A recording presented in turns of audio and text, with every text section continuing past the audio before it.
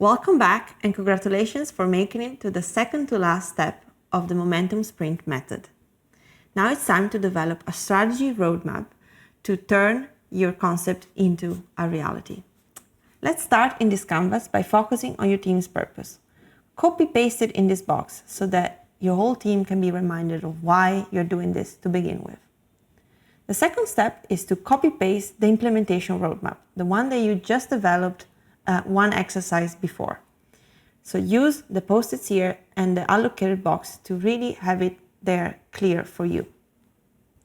The third step is copy-pasting all the ideas that you identified as low effort a couple of exercises before when we did the impact versus effort prioritization. So copy-paste all the ideas from that previous activity, all the ideas in the low effort column, so in the boxes labeled do it now or make a task, and put them all in this white box. Now you have all the components that are gonna be allocated through time into your strategy roadmap.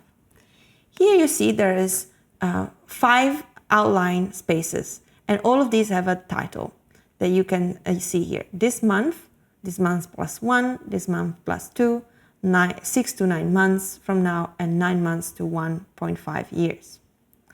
Replace the titles with the appropriate time. So for instance, if you're starting this in January, then replace this with January, and this one with February, and this one with March. And you can leave these titles as they are. Start with all the input that you've put in this box. So those are all low effort ideas, or ideas that you thought will not take too much time or too much resources to be implemented. So plot these ideas in the time that you think they should be accomplished by. Since they're all low effort, we recommend to not push them more further down the line than this month or the next month. Once you've done that, focus on the implementation roadmap.